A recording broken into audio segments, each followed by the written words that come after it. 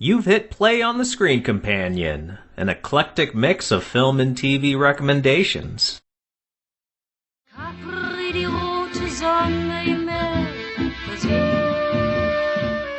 Let's start just with a little bit of your background.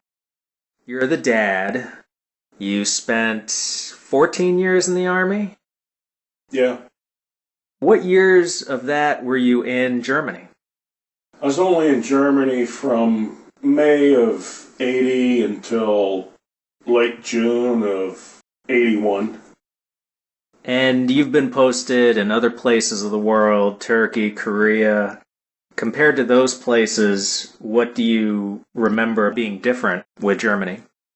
Germany was more obviously Western, like the United States.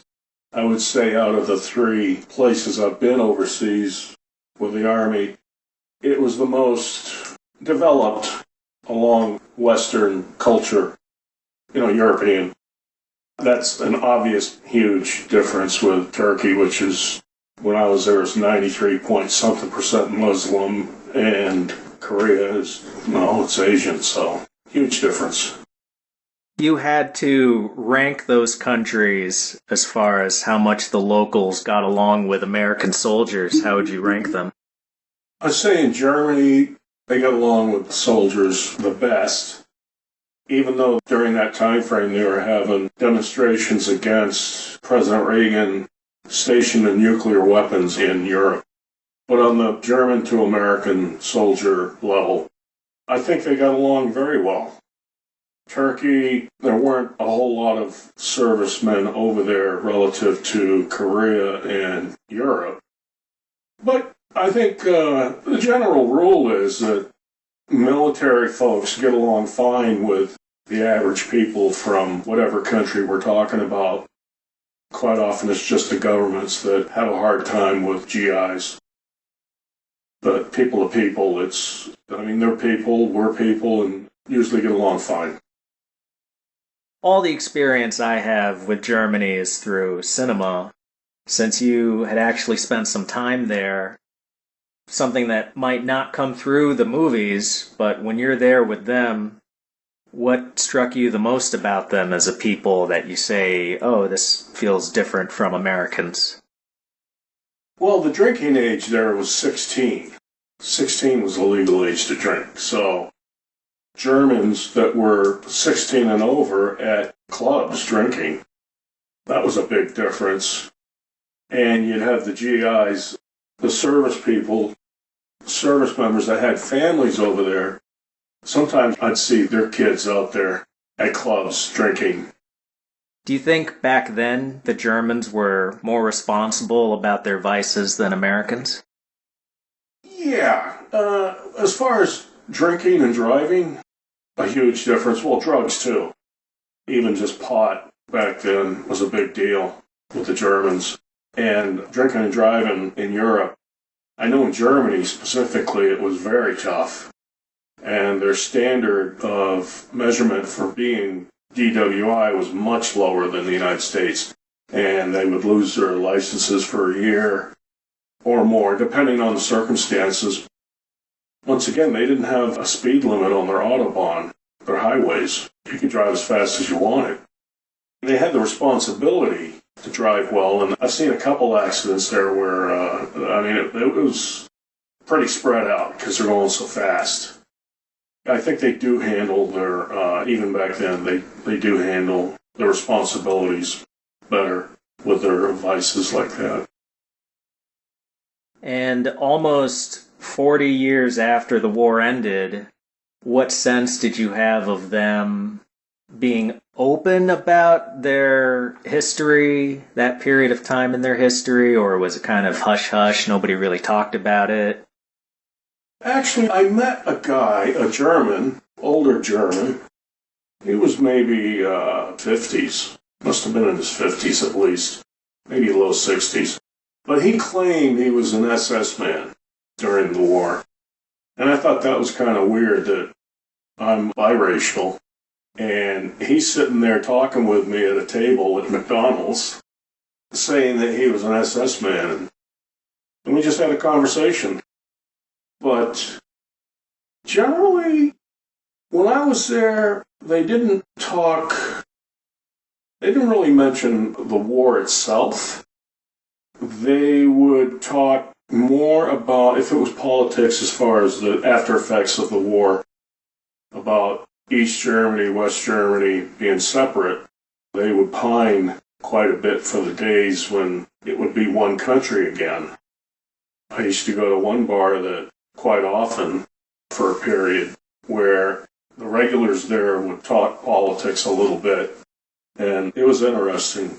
Their viewpoint on what they wished they hoped for their country when it was finally reunified.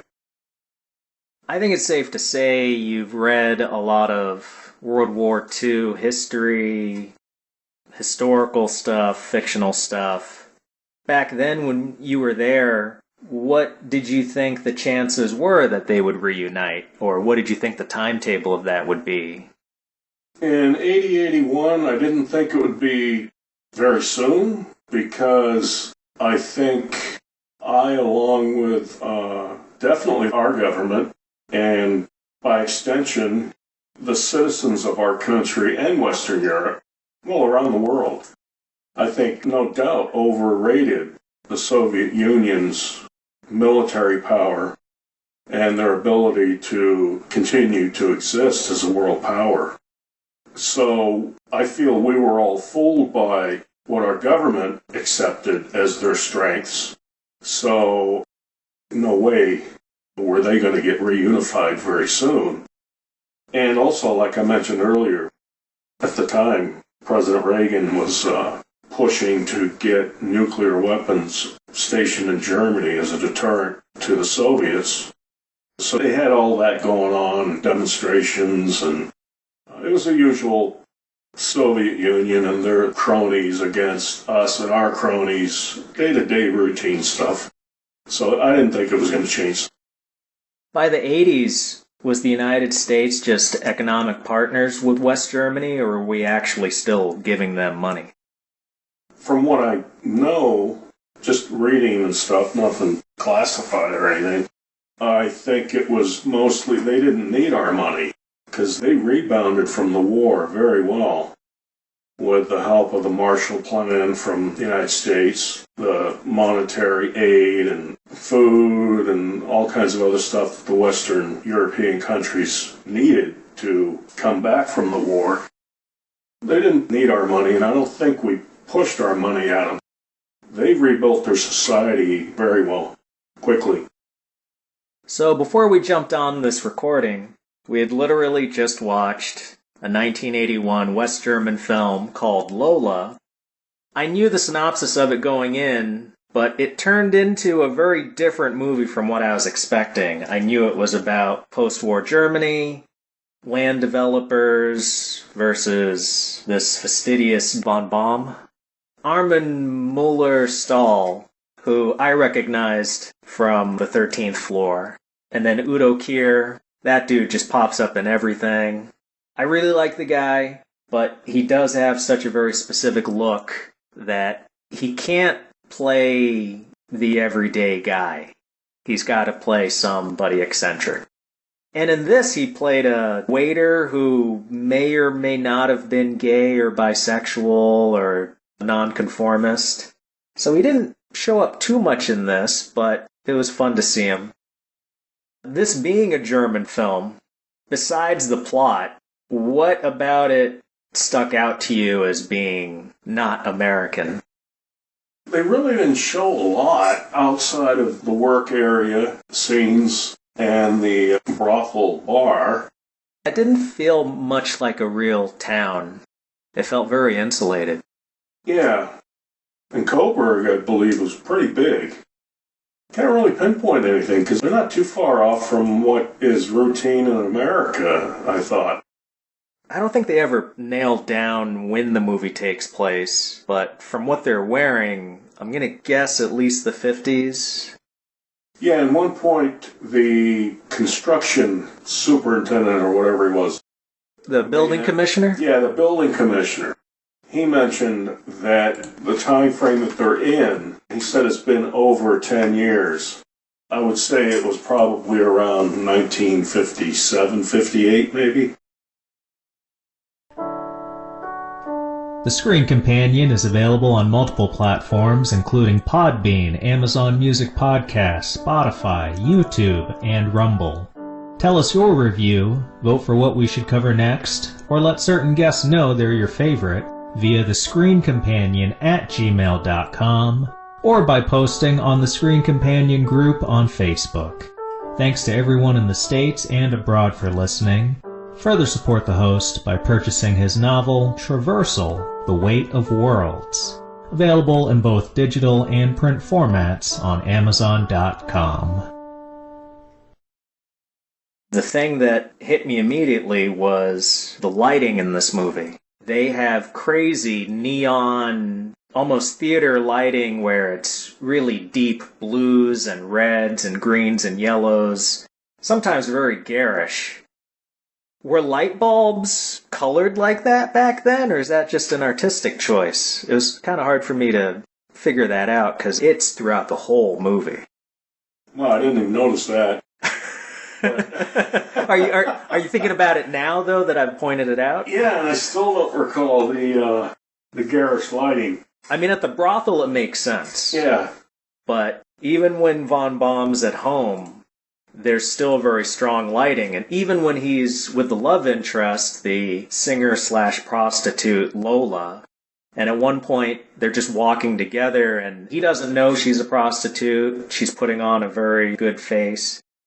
And I noticed, even when they're outside, their shadows are lit in greens and reds. So they're still lighting them even when they're outside. And thematically, once or twice, it comes into view as being important, like they're talking in a car, and it's this scene where they're talking about the separation between them, and she's talking more deeply about it than he is, because he doesn't know what she does for a living, and he's a very straight-laced German. But he's lit completely blue, and she's completely red. Visually, it's an obvious separation of the two. Considering the amount of propaganda that existed during the Cold War, does anything about this movie feel like it has a particular political message? No, I don't believe they were all into the politics of communism by then. Germany had a lot of terrorist activity at the time. The Red Army faction, Baader Meinhof gang. In this movie, they didn't push the anti-communist thing at all. They did just mention it as a way to get the building commissioner in trouble, but he's not a communist, so they didn't have him there. I was expecting something German, something that gets into the weeds of philosophy like some other German films I've seen. But instead, I feel like the heart of the film is a twisted romance. And in that way, it felt more like a French movie. Because the big land developer, Schuckert. Yeah, Schuckert. On the face of it, it's the moralist Von Baum against Schuckert. But the movie's not about that. It's about this love triangle between those two men and Lola. And Schuckert knows that Lola is a prostitute, and really, he's her best client. Von Baum doesn't learn about her true nature until later in the movie. I ultimately like the movie, but what I found off-putting is that at the heart of it, it's a romance story. It's a pseudo-happy ending, and I wonder how much of what's going on Von Baum is aware of. He kind of gets his happy ending, but there's like a conspiracy going on behind his back. In like a French way, it's a dysfunctional relationship. It's not a romance that makes you feel good. Do you think Lola, is she just playing Von Baum, or is she working within the restrictions of the environment she's in, and ultimately she does care about him? It does seem like at the end that she was in on the whole conspiracy to get him to play along with what Schuckert wanted to do. But up until that time, it seemed like she was really taken with him, von Baum, because he, Didn't treat her like a whore? like she said, he isn't a fraud or a fake, and he's honest with her, and she doesn't see that in people. The ending will throw you for a loop. The main conflict, besides the romance, what's happening parallel to that is this land development deal. Von Baum is the building commissioner. Schuchart is one of the big guys involved in the land deal. So Schuchart's slimy. He's working with the elite in the city. They're making money off of this, possibly taking advantage of things. Von Baum knows this early on. What troubled me is that he only seemed to care about them abusing the system when Lola factored into it and they were having trouble in their relationship. Von Baum says, okay, I'm going to take you guys down because I'm just so hurt. It's almost like if she had been his and they didn't have a temporary separation where he was lovesick, that he would have been perfectly fine, and by the end of the movie he's fine with Schuchart's land deal. I feel like the message of the movie is slime is always going to be slime, corruption is always going to be its own thing. Lola might want to be a better person with von Baum, but she immediately is going to go back to Schuchart at some point. And the only thing that can happen is you take a good guy like von Baum. In this case, for love, he ends up dirtying himself, getting in bed with the corruption. He doesn't totally turn into a bad guy, but I feel like he compromised himself. And the only winner there are the agents of corruption. There's no real moral ending to the story, I feel like. What do you think? It seemed to me when he first got into the city offices for the construction job he took over, building commissioner job, he seemed to delve into past contracts and paperwork. It seemed like he was zeroing in on the corruption. But then this younger guy that worked with him, the younger gentleman mentioned something about the corruption angle, and von Baum said something to the effect like, where have you been? There's always been corruption. There always will be corruption. It's just part of the way the world works. And the younger gentleman was actually into doing demonstrations for, I guess, anti-war demonstrations, just passing out leaflets. He seemed to be over on the left side of politics. That's why he mentioned all the corruption in capitalist society of West Germany at the time. As the movie progressed, it seemed like von Baum had, if you can't beat him, join him. He acquiesced to all the corruptions in the city and let it go. In that way, it did feel German. There's a cynicism to the ending. Oh, yeah. Who's your favorite character? In a way, I kind of liked Schuchart. In a way, I kind of like that character. He's a slimeball. He's a land developer. He's corrupt. And he skims off money and builds things, apparently, that the city doesn't need, but he builds them bigger and better and collects money, greases palms all over the city. And he's jovial. Whether he's being an asshole or not, he's always smiling. It's hard not to like a character like that. Yeah. Because it's like he has that awareness. He knows he's a dirtbag. Yeah, but that's who he is. And in his line of business, that's reality. So it's no shocker to him. I guess it would be either him or von Baum. But von Baum, he's kind of blah. So I'll go with Schuchart. I really liked von Baum's assistant at the office, his secretary. Yeah. Something about her, and actually a lot of the characters in the movie, reminded me of Northern Exposure. Because they're all so damn quirky. I wouldn't call the movie a comedy, but some of the line readings and some of her manic energy just comes off humorous. It doesn't feel real in some sense. Yeah, she was pretty good. What was your biggest criticism for the film? I didn't really like the way they went from scene to scene. That damn blur transition. Yeah, the God, blur. that was awful. Yeah. The first few times, I thought it was a flashback. Yeah, so did I. Yeah. I can't really think of any negatives other than that. If we reduce the appeal of watching movies to these categories, which group do you think would appreciate Lola the most? Viewers that are voyeuristic and that they want to see melodrama, experiences beyond the normal realm. Viewers that want to connect personally to the material. Those that want spectacle, and I'm thinking more like explosions or fighting, which I guess definitely isn't this movie, or as an intellectual exercise. I'd say the voyeurist would probably enjoy this movie the most. Von Baum, he didn't know the backstory for her until very far into the movie. I think people that are voyeuristic and gossipy would get into that because they know that he doesn't know, and they get to watch all that play out amongst the different characters.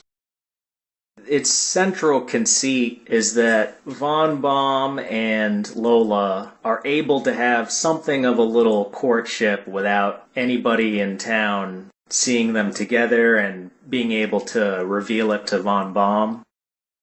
And at a certain point, I thought that felt a little fake. However, I do recall in at least one scene when they're on a date, she makes it a point to meet up outside of the town.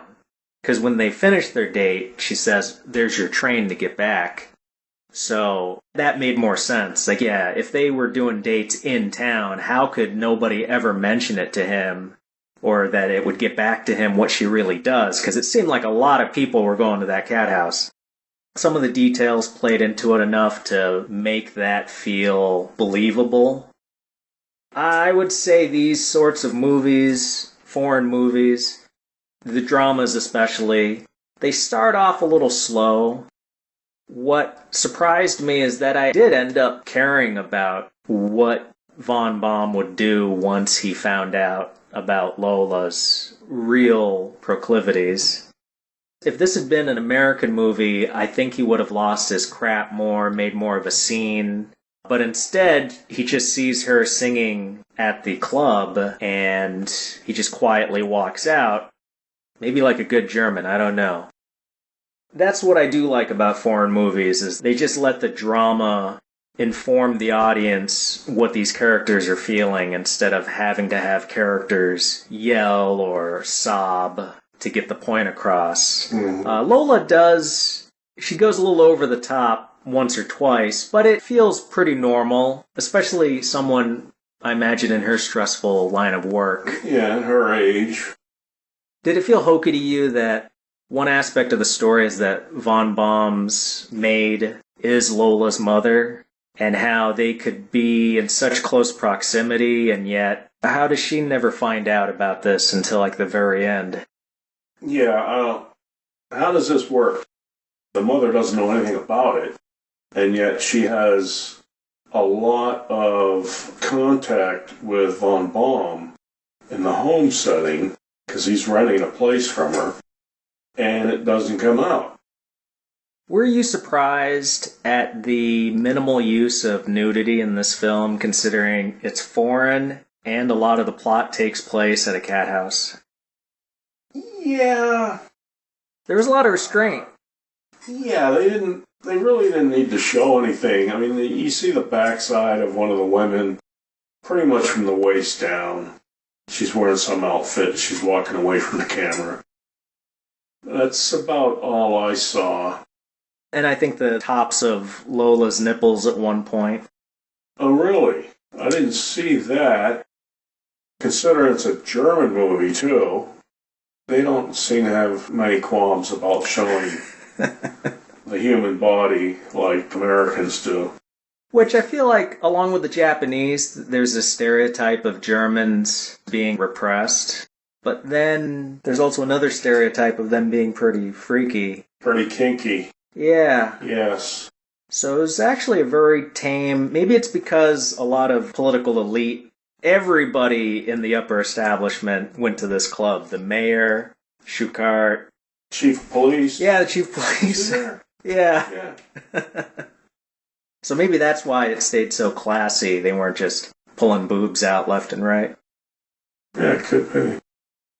Dort, wo man lebt, scheint alles viel zu klein.